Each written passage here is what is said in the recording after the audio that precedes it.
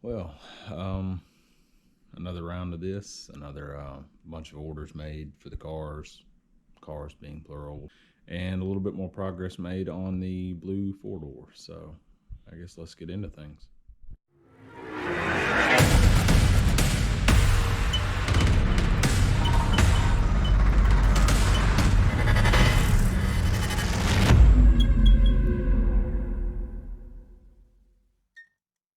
Okay, so since the last time that I filmed anything, obviously we'd put the rain gear in. I'd put the rain gear in. The 2-door or 4-door. Jeez, it's gonna be a long day. Anyway, been pretty busy ordering parts. That said, I have done nothing to the car, but I only work on it every other weekend because of my work schedule. So today's goal is going to be the vintage air.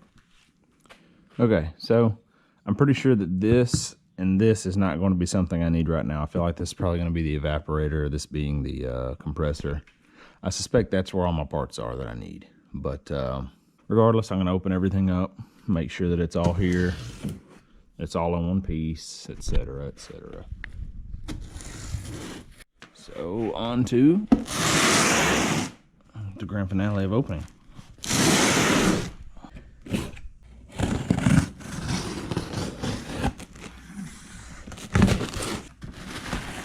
Good God.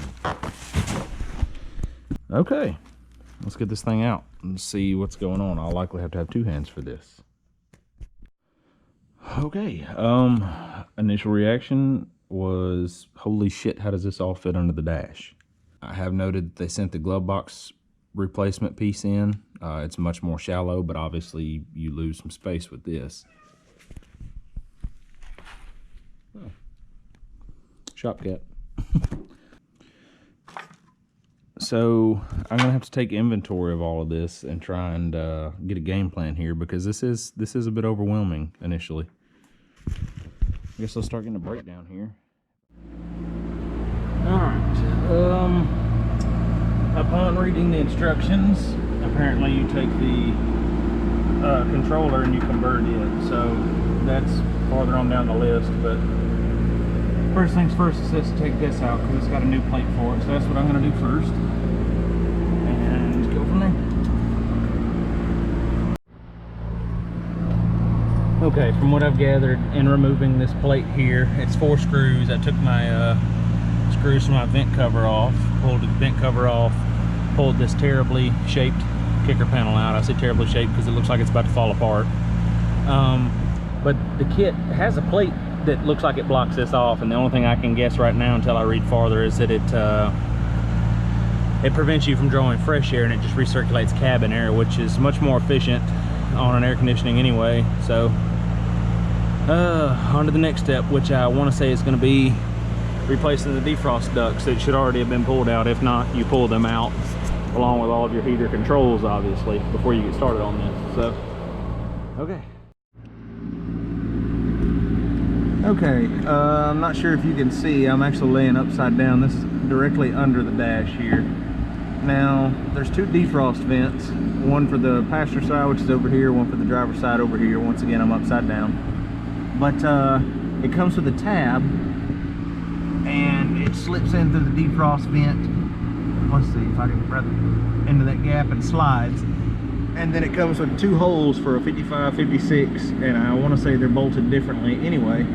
Mine had no pre-existing holes for this end tab, but it did here. It gives me some clearance in between the rain gear. It says to put the rounded side out. So now I'll move on to this side right here, make sure it clears, and then on to the next step. But I did want to get some good footage of this. And maybe you can see it as well, just like this. Yeah. So onto this side right here, and I'll come back. Okay, so after having the ductwork installed, the next step, it says, was to separate the unit in 2 different places on the other pages. It's basically down here on this side, and then to take the defrost ducts off, and from there to install the brackets. And that's what these are. It comes with a check-off list. Everything I've had's been checked and dated when we got it, so that's been a plus. So now it's a matter of installing these on the case and some hard lines. Make sure you have the right O-rings, it says, and it should supply those as well. But after that, it's a matter of trying to get it stabbed in.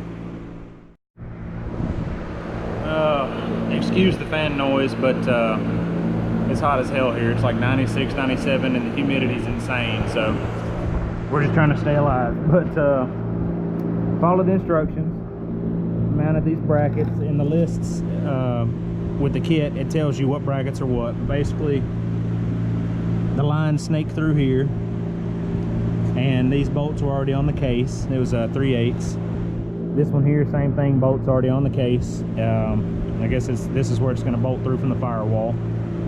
And there's a third tab, and I want to say it goes right here, but I'm uncertain, so I'll wait until that time comes before I actually put it on. I can probably put it on under the dash. I'm getting ready to put this line on, that's why it's exposed, otherwise this cap will be on it.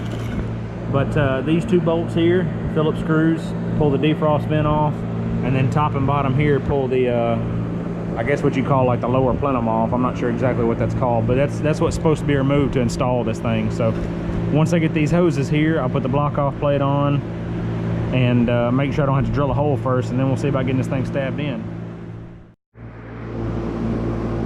All right, so all the lines are fastened up. I followed the instructions as far as how they're supposed to lay out. Now the instructions show that they're supposed to be evenly spaced, and this one's not.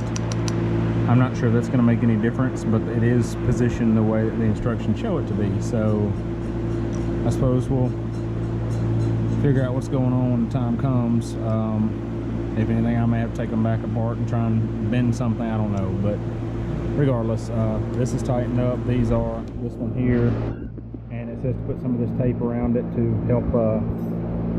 help make sure that it's sealed, because I'm guessing this is one of the ones that will sweat otherwise. So now to put it in. Okay, so this is not easy in the slightest to get this in here. It has to kind of go at an angle and kick back, but read the instructions closely, work with it, be careful not to catch the little solenoids up top here, all through here.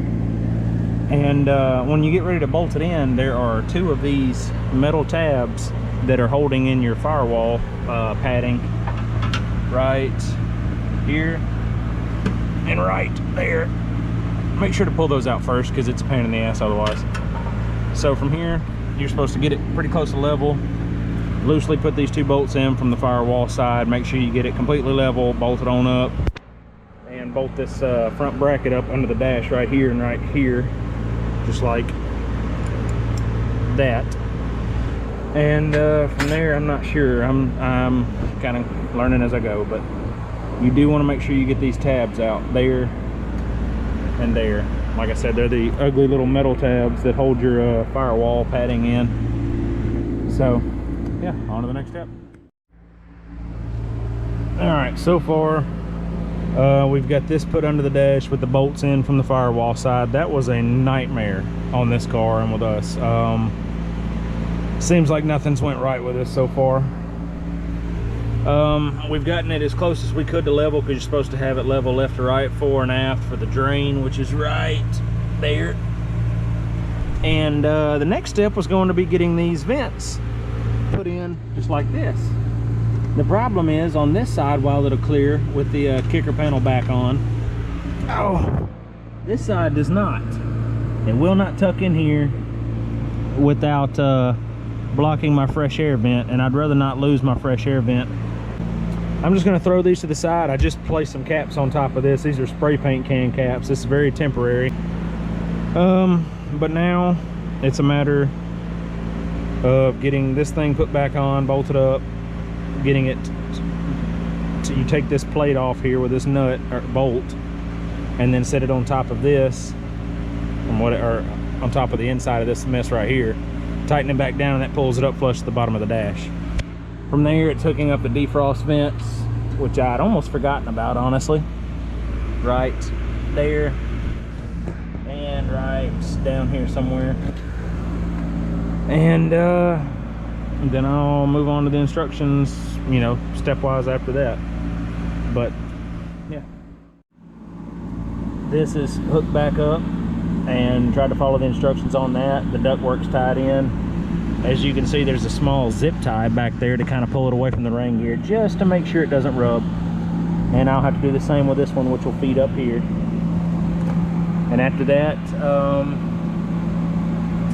I'm not real sure what's next. I guess the glove box, because most of this stuff in here has been finished. This bracket's bolted down. This has a bracket that's bolted down that lets it sit flush. And we have put on the little firewall plate that the hoses run through, and that was an absolute nightmare because the hoses were not aligned properly. Still a good bit to do, but I think the hardest part's over. I had a lot going on this weekend, so I wasn't around for this, but my father literally just painted the bracket, shimmed it up, and bolted everything on. Now, I did not start with installing all of this first. I wanted to get everything under the car because that's something I could do almost by myself, as well as we still weren't sure what we were going to do with the radiator placement, the cooling system, as far as the fan goes, anything else. So, on the bright side of things, I did get everything ran out from the system, so, and sealed off, and we still have to put a little bit of some sealer around all these once we get the lines hooked up, because obviously it would hemorrhage cold air from those holes. All the other holes are sealed. Drain line is in. Followed the instructions on that. I still have to seal around it, but I actually ran it out completely underneath the car so it wouldn't drip on the frame rails or the pans or anything like that. It's in and it's level. I have to get the control module mounted and the wiring plugged up for it, but aside from that, I should be able to start putting the dash back together soon. By this next episode, hoping not only we can knock this out, but we tended to a few other problems on the car. Hopefully it'll run. Regardless, I'm going to try and knock out the air conditioning of that round and start chasing down problematic wiring, because even though it's a new harness, still have some trouble out of it. And we also have a new harness from the trunk back with brake light option, or to a backup light option. So we'll start throwing all that in and trying to get this thing wrapped up, because I'd love to get it for a front end alignment next month or so and be done with it, because then it's on to this and that. So thanks for watching. Stay tuned. See you next time.